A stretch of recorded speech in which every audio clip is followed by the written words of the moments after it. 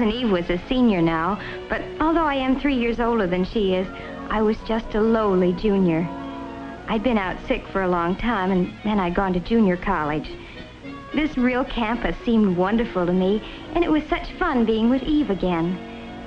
Naturally, she had to show me around and try to bring me up to date. I was amazed that she wasn't engaged by now.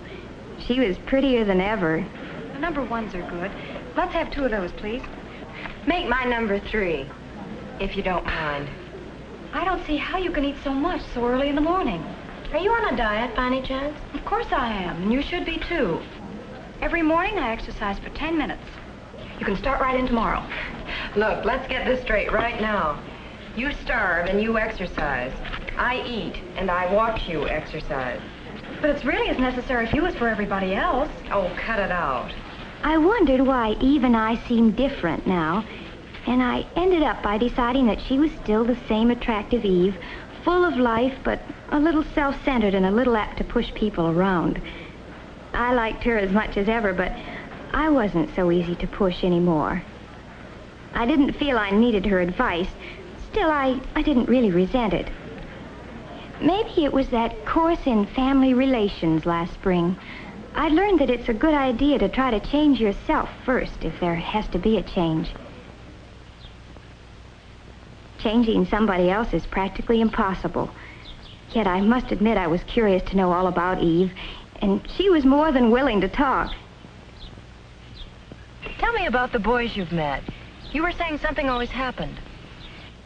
Well, whenever I meet a boy, I start asking myself, is he right for me? And I don't know, Mary, I really don't know. There was one you wrote about. His name was Alex, I think. Why did that fall through? That's just it, Mary, I don't know. I can't for the life of me figure out what happened. Take Alex, for instance, she said. I was down at Riley's one afternoon with the gang. I'd heard of him, but I'd never met him. He was a football star. I liked him, and he liked me right from the start. We found plenty to talk about, and neither one of us could figure out how we'd been on the campus for 2 years without ever meeting before. He was lots of fun. We decided to spend the afternoon together. It turned out that was just the first of a whole slew of afternoons. He was really sweet and, oh well, just nice to be with. I guess I was a little proud, too, that a varsity football player was paying so much attention to little me. Well, as I said, Eve went on, we saw quite a bit of each other. But after a few months, his popularity got annoying. We were never really alone, and he never stopped worrying about his appearance. Did his collar look better buttoned or unbuttoned? Why, I could have been wearing a little number by Dior, and he wouldn't have noticed it. But if there was a new girl in the place, he was all eyes and smiles. It wouldn't make any difference what she looked like as long as she had some simpering crack to make about how well he had played on Saturday. I began to catch on that those forward passes could be used 2 ways. And finally, I had more than I could stand, and I told him exactly what I thought of him. He didn't take it as well as he took compliments. Said I didn't appreciate the importance of his career. Career, indeed. Who ever heard of a wolf with a career? And then there was Arthur. Arthur was different. Awfully nice, but awfully different. The gang called him the Brain because he was such a whiz at math. And he was always ready to help a friend.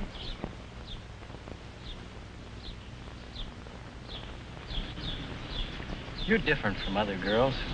That's what you think. You're smarter. You're almost like a man. Oh, no, I'm very much the woman. I don't think of you that way at all. I don't get you at all. I know. You think math is exciting, but you really ought to get yourself straightened out. You'd be surprised how many things are just as exciting as math. Now, really, you don't think there's anything wrong with me? Oh, forget it. I've got to go now. We'll talk about it some other time. But there never was another time, said Eve. I was just another problem to him.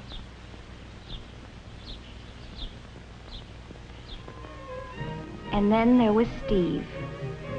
Steve was Eve's boyfriend for a whole spring term. He was cute, she said, and really romantic. He had his own workshop where he made boats and things. Eve used to come by to pick him up after her classes were over. Come on, Steve, they're waiting for you. Oh, I don't know, Eve. Why can't we just hang around here for a while today? You can help me paint and we can listen to some good music. It'll be fun. Is that your idea of fun? I want to be with people. Oh, What's wrong with that, Steve? nothing. Oh, come on, you'll have a good time. Hurry up and get on your shorts. He never wanted to leave that old carpenter's shop. I tried to get him out once in a while, really I did. You know, Eve, you can't make a man over like you do a room. But, Mary, don't you see what Steve needs? Is not you, but somebody else. You know what? I bet you'd like him. Say, that's a terrific idea. Come on, we'll go over there right now. Right now? Sure. I thought it might be good to see some of these boys for myself. Besides, Steve sounded nice, and I thought I'd better begin to make some friends on the campus. Sure enough, we found him at the old stand, lost in thought and a pleasant job. It didn't take long to get the introductions over. Steve asked us in.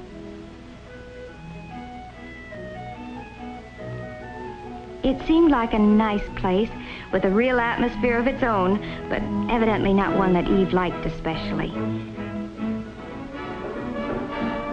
But Eve is like that, jumpy, full of energy.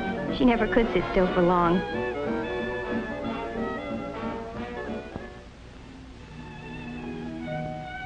I'm different. Like Steve, I find it relaxing to keep away from groups sometimes and work out my troubles with my hands. Steve and I got along well together, though I could see he wondered how a friend of Eve's could be like me. He'd been thinking there was something wrong with him because he couldn't dance to Eve's fidgety tune. As a matter of fact, Steve was not the boy for me either, even though I liked him a lot. It would be too much like spending time with a twin brother. We're too much alike. I told all this to Eve the next day when we had a riding date. It was Saturday and the classes were over at noon. Now you see what I mean, Mary? All these boys are nice in their own way. They all have something I like, but it's only one side of their character. But the something Eve liked about a boy can't be separated from the rest of his personality. I couldn't make her understand that, but I did stick my neck out a little way. I think it would do you a lot of good to meet someone you can't push around. You mean someone who pushes me around? No, I don't. I mean someone who's not afraid of you. That's just like John. He thinks he's tough. I can't stand the sight of him. You're sure about that, Eve? Well, here's what happened last week. We drove out to the country together. We had a wonderful time. I can't remember when I've had so much fun. I guess we just clicked. Then, just as we were getting to know each other better, he says, "Let's go home." Was I mad? Here I was thinking he really cared, and he does a thing like that. But why did he do it? Oh, well, you see, it wasn't his car. He promised his friend he'd be back with it before 6. Now, look, Eve, you can stay if you want to. I'm not going to keep George waiting. So George is more important to you than I am, is that it? That's not the point. George can do without the car for once. If you really cared about me, you'd stay, George or no George.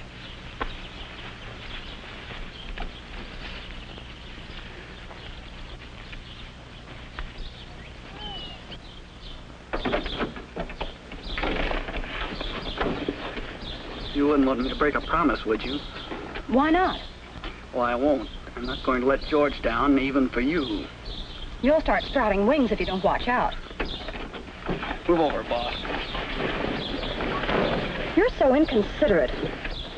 Look who's talking. Why, someone ought to take you across his knee and give you a good spanking. Might make you more human. Maybe you're the one to do it. Maybe, but I doubt it.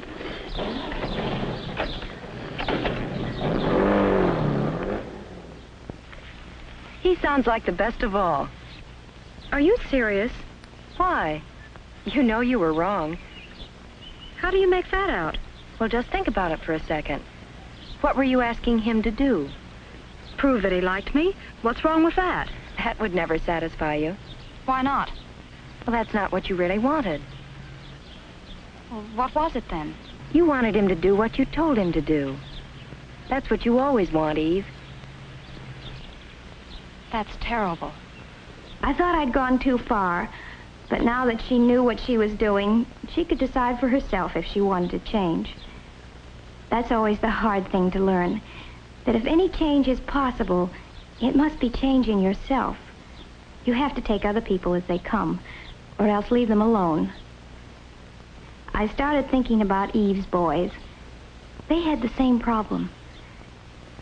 Steve liked Eve, and he liked his hobby, too.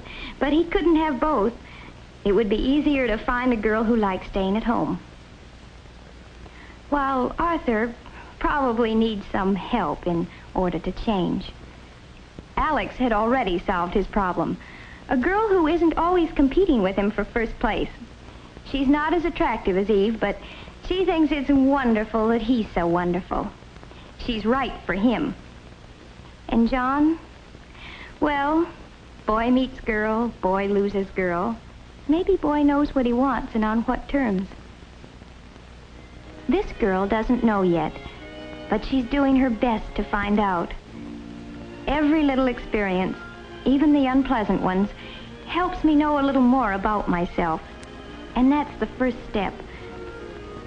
There are some things about me that I can't change. And those are the things that some man will have to live with for the rest of his life. So I'll pick him with those things in mind. I hope he'll do the same for me. We'll have to stay friends for a long, long time.